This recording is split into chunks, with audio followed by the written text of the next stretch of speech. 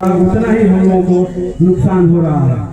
जो conventional allowance हम लोगों को मिलता है वो जिस दिन से लागू होता है उस दिन से हम लोगों को कन्वेंशनल अलाउंस की प्राप्ति होती है।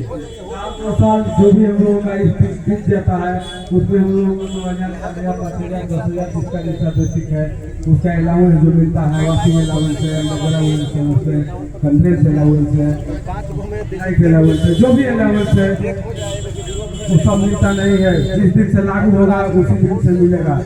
और इसमें जो है बहुत ही मजदूरों को नुकसान होता है। 4 लेबर कोड जो आया हुआ है इसी का बहाना बना करके और CBCCI का गठन नहीं किया जा रहा है, जो कि बहुत ही दिक्कत है। हम लोग हमेशा से लड़ते आए हैं, तभी हम लोगों को पूरा अधिकार मिला है। तो आज तक जो बिना लड़े हुए ऑल इंडिया के श्रमजीवियों को कभी भी अपना अधिकार नहीं मिला है। आप लोग बहुत दूर दूर से आए हुए हैं, नजदीक में आ जाइए ताकि बड़े बड़े नेता भी हैं इधर उधर बिताए हुए हैं तो लगता है बहुत कम संख्या में है। एक कहानी के माध्यम से हम आपको कुछ बताना चाह रहे हैं। एक आदमी गया बाजार में मुर्गा खरीदा। मुर्गा खरीद जानते हैं बैग बोर्ड जो हम लोगों को मिलने वाला था 1 जुलाई से, उसका अभी तक गठन नहीं हुआ। तो अभी हम लोग चेतावनी के लिए यहाँ पर प्रदर्शन कर रहे हैं कि सरकार और मैनेजमेंट सचेत हो जाए, अन्यथा आगे चल करके हम लोग हड़ताल में जाएंगे। और हड़ताल इस तरह करेंगे केंद्र सरकार का भी जो दीपक जलता है उसको बुझाने का काम करेंगे। दोस्तों, सारे साथियों को तैयार रहना होगा। एक दिन नहीं हो सकता है कि लंबा हड़ताल खींचा जाएगा। तो लंबा हड़ताल के लिए हम लोग लड़ने के लिए तैयार रहेंगे, तब जाके केंद्र सरकार सुनेगा। हम लोग का हर चीज का कटौती करते जा रहा है, संडे को कटौती, PAT का कटौती, हर चीज का कटौती होते जा रहा है। ये सरकार ऊपर से जो आदेश दे रहा है कटौती कीजिए, और मैनेजमेंट में बैठे हुए लोग उनको देखिए पर्च का पैसा कितना मिलता है, समझ में आ जाएगा। हम लोग को जो हम लोग का कमी पर वो लोग राज भोग रहे हैं।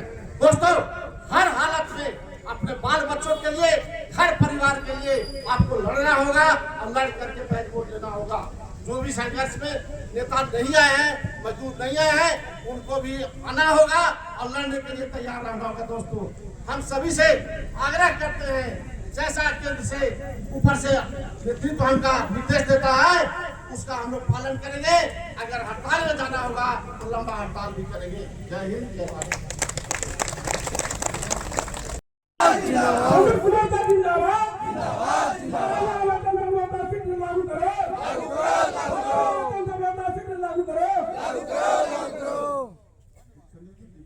हमारे श्रमजीवी और हमारी आवाज जन जन तक पहुंचाने के लिए हमारे पत्रकार बंधु सभी को यहाँ आने के लिए मैं स्वागत करता हूँ।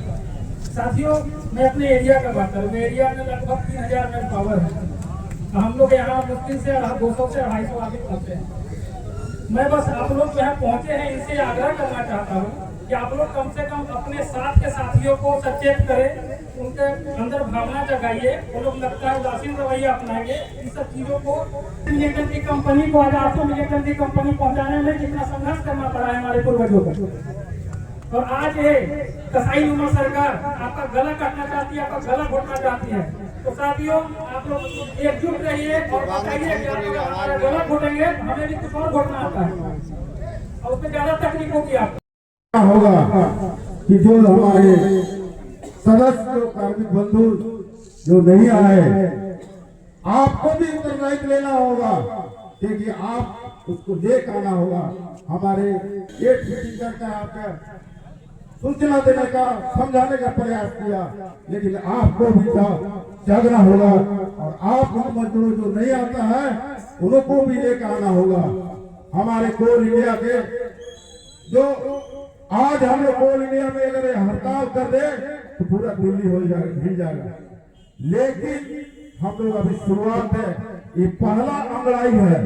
आने वाले दिन में इससे भी बड़ा आंदोलन हम लोग सिर्फ नेताओं के नेतृत्व में हम लोग करने जाएंगे और उसमें आपका भागीदारी पूरी तरह से जवाबदेही होगा। अगर हमारे नेता कुछ बोलता है तो मजदूरों को भी जागना होगा और मजदूरों को नेताओं के साथ देना होगा। और ये बेच वोट हम लोग लेके रहेंगे। अगर हम लोग आज हम लोग कहीं देख दिया होगा जहाँ भी हो कोयला की आवश्यकता होता है। अगर कोयला नहीं मिलेगा तो बिजली नहीं चलेगा, और बिजली नहीं चलेगा तो उसका थर्मल पावर नहीं चलेगा। इस तरह से बहुत हम जय भारत, जिंदाबाद जिंदाबाद जिंदाबाद जिंदाबाद, एकदम अपनी बातों से आपने जिंदाबाद जिंदाबाद जिंदाबाद, प्रबंधन होश में आओ, होश में आओ, प्रबंधन होश में आओ, होश में आओ, होश में आओ, वापस लो, लागू जल्द करो। आज के मीटिंग में उपस्थित एक विशाल धरना का कार्यक्रम मांगे पूरी की जाए, आयोजन किया था। तो इससे बाद चक्का जाम होना बिल्कुल तय है दोस्तों। और उसके बाद हम लोग परियोजना तो कैसे लड़ाई लड़ेगा? बहुत बड़ी लड़ाई है। 12 सितंबर को कन्वेंशन है और 12 तारीख के बाद कन्वेंशन के बाद बड़ा स्ट्राइक फॉर इंडिया होने जा रहा है। जैसे किसान लोगों ने अपने लड़ाई लड़ा दिल्ली में, उसी तरह से आपको भी लड़ना पड़ेगा। कई लोगों को बलिदान देना पड़ेगा, तब ये श्रम कानून वापस होगा और कोल इंडिया परमानेंट जागेगी। हमारी दो लड़ाई साथ साथ चल रही है। इसीलिए मित्रों, सभी लोगों से मिला गया है कि ये लड़ाई बहुत आसान नहीं है। अभी जो 4 श्रम कानून लागू हुआ है, वो 4 श्रम कानून आपका वेतन संहिता, सामाजिक सुरक्षा संहिता, सुरक्षा संहिता, सामाजिक सुरक्षा और आपका सामाजिक व्यवसाय और कंडीशन जो वर्किंग खास प्रणाली आपका है, उसमें अभी महिलाओं लोग को ये जो श्रम कानून आया है, महिलाओं लोग को रात में भी ड्यूटी करना पड़ेगा। हमारे भाई जैसे कमलेश जी और यहाँ पर तमाम हमारे क्षेत्रीय स्तर के जितने भी सम्मानित सदस्य हैं, प्रोजेक्ट PCC के सदस्य हैं, और जितने भी एरिया से हमारे नदी पढ़ने, खासकर कोल इंडिया में बहुत हलचल बढ़ा हुआ है।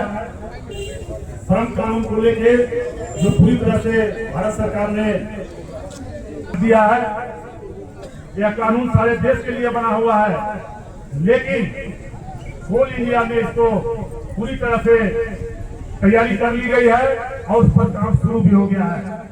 यह कानून में मजदूर के लिए कहीं भी, चाहे वो सामाजिक सुरक्षा की बात हो या ट्रेड यूनियन खत्म कर दिया है।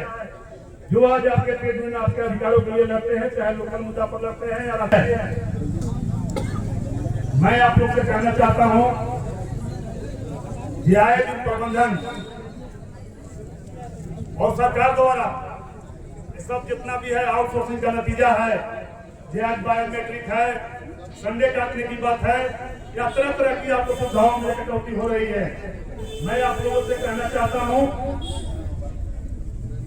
आपकी संडे कहीं भी कोई ना कटेगी, लेकिन लोकल समस्या जहां पर आता है हम लोग कहीं न कहीं छूट जाते हैं, जिसका कारण यह प्रबंधन का मनोबल तेजी से बढ़ता है। अभी हम लोग आने वाले समय में KDH को आउटसोर्सिंग देने की बात है।